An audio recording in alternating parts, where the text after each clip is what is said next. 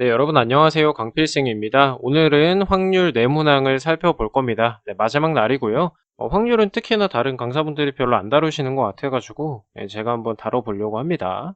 아무래도 고등학교 때 워낙에 많이 해서 그런 것 같아요. 어쨌든 자, 귀하는 생산관리부에 근무하는 사원이에요. 나는 사원이고요. 누군가 근무를 서면서 비상사태에 대비 당직 근무를 서야 된다라는 얘기입니다. 차장 셋, 과장 넷, 대리 둘, 사원 셋이 근무를 하고요. 이번 추석 명절 당일에는 반드시 과장과 사원 한 명씩 짝을 지어서 두 명이 근무를 서래요. 귀하가 이번 추석 명절날 근무를 서게 될 경우는 몇 가지이며 확률은 어떻게 되냐고 물어보고 있어요. 자, 일단은 확률은 간단히 표현을 하면요. 전체 경우의 수 분의 이제 내가 원하는 x의 경우의 수를 구해주시면 됩니다. 간단하죠? 그래서 이제 확률보다 먼저 배우는 게 사실 경우의 수 파트거든요. 이것만 사실 아시면 돼요. 자, 일단 전체 경우의 수를 구해보면 과장이랑 사원이 근무를 하는 경우잖아요. 전체 경우는 과장 4명 있고 사원이 3명 있으니까 총 12개의 경우의 수가 나오고요.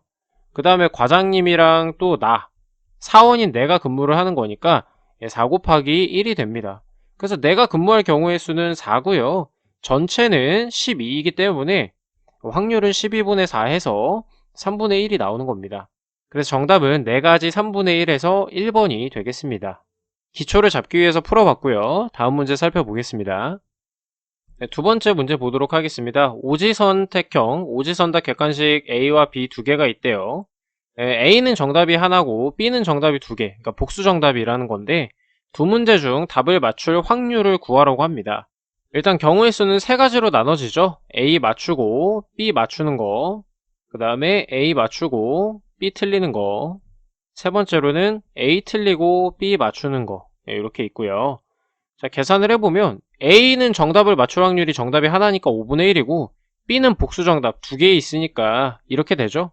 그래서 25분의 2가 되는 거고요. 여기는 5분의 1인데 틀렸다고 하니까 5분의 3이죠. 틀릴 확률은. 그래서 25분의 3. 자, 마지막으로 A가 틀릴 확률은 5분의 4고요. B를 맞출 확률 5분의 2니까 25분의 8이 됩니다. 이렇게 각각의 경우의 수 안에서는 동시에 발생을 해야 되니까 곱셈 법칙, 곱셈을 사용을 한 거고요. 그리고 각각의 사건은 독립적이잖아요. 그래서 더해 주시면 됩니다. 다시 동시에 발생해야 되는 건 곱셈, 그리고 개별적인 사건들은 덧셈을 해주시면 되는 거예요. 이게 이제 확률의 곱셈 법칙과 덧셈 법칙이라고 하는 거거든요. 그래서 얘네 세 개를 다 더해주면 25분의 13이 됩니다. 정답은 4번입니다. 다음 문제입니다. 귀하는 여신 담당으로 일을 하고 있고요. 지점에는 수신부 4명, 여신부 3명이 근무를 합니다. 자, 아래와 같이 점심시간 운영을 합니다. 수신부는 반드시 둘이서 하고요. 여신부는 최소 1명 이상 근무에 임해야 된다고 합니다. 그 말은 이제 1명이나 2명이서 밥을 먹으러 간다는 얘기가 됩니다. 3명이 다 가면 안 되니까요. 자, 1차랑 2차로 나눠서 해결을 하는데 직원들이 1차에 점심을 먹을 경우의 수, 그 다음에 내가 1차에 점심을 먹을 확률을 구하라고 하네요. 자, 먼저 전체의 경우의 수를 살펴봅시다. 수시는 둘씩 가야 되니까 이렇게 2명 있고요. 지금 1차 따져주는 겁니다. 그 다음에 여신이 1명 간다고 가정을 하고 또 이번에는 여신이 2명 간다고 가정을 해봅시다. 확률을 구해보면 수시는 4명이 있잖아요. 그 중에 2명을 뽑아야 되니까 2를 뽑고 순서는 상관없으니까 2로 또 나눠줍니다. 여신 1명 갈 경우 이거는 총 3가지 경우가 나오고 혹은 2명 갈 경우도 1명 떼놓고 가면 되니까 얘도 3가지 경우의 수가 나오죠. 그래서 18가지, 18가지. 얘네는 이제 곱셈으로 해주는 거니까 곱한 거고요. 여기는 덧셈을 해주면 되죠. 그래서 총 경우의 수는 36가지가 나옵니다. 그 다음으로는 내가 1차에 가는 경우의 수를 따져봅시다. 수수는 같이 다녀야 되는 거고 내가 혼자 갈 경우 아니면 나 말고 다른 여신 직원 또 있잖아요. 그 다른 애 1명이랑 또 간다고 가정을 해볼게요. 마찬가지로 여기는 6가지고요. 나 가는 경우의 수 1가지, 내가 다른 애랑 갈 경우의 수는 2가지죠. 그래서 여기도 마찬가지로 곱셈 공식으로 정리를 해주면 6가지, 여기는 12가지가 나옵니다. 그래서 총 18가지가 나오네요.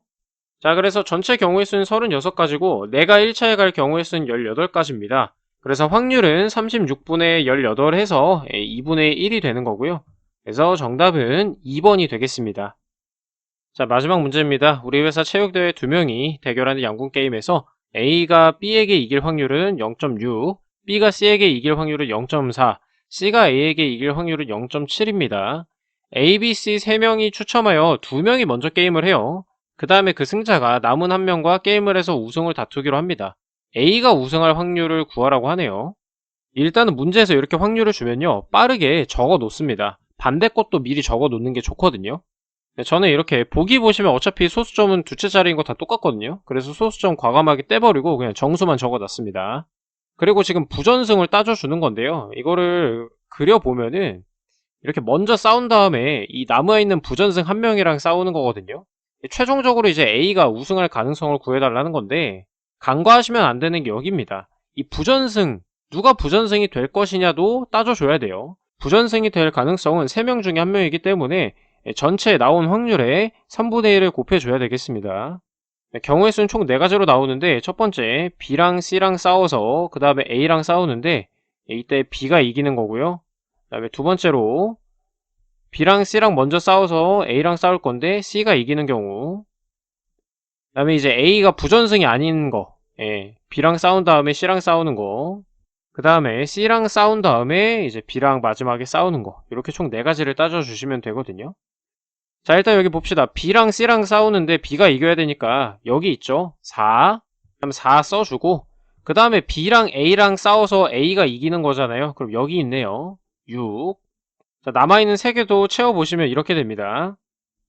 근데 아까 제가 말씀드렸죠. 우리 부전승도 반드시 고려해줘야 된다고요. 그래서 바로 3으로 또 나눠보도록 하겠습니다.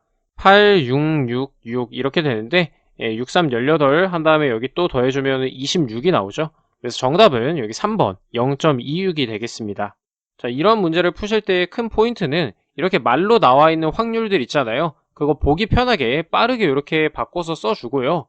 그 다음에 이런 식으로 부전승의 확률도 반드시 고려해 줘야 된다는 겁니다. 시간을 조금이라도 단축하기 위해서 저 같은 경우에는 어차피 보기는 소수점 둘째 자리로 끝나는 건 똑같기 때문에 소수점 아예 고려하지 않고 이렇게 정수로만 써서 풀어봤습니다. 확률은 결국에는 곱셈 정리, 덧셈 정리만 잘 활용하시면 쉽게 푸실 수 있거든요. 그러니까 너무 두려워하지 마시고 접근해 주시면 될 것 같아요.